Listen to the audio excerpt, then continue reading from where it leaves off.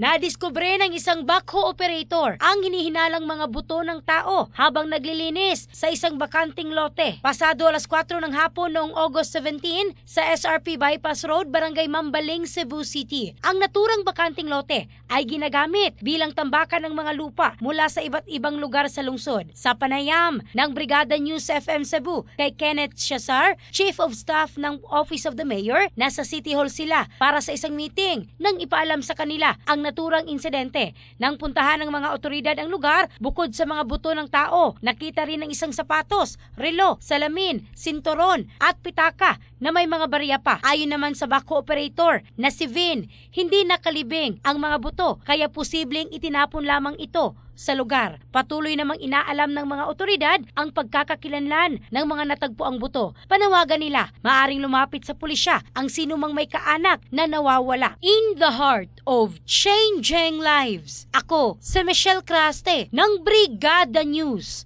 Philippines, the Music and News Authority.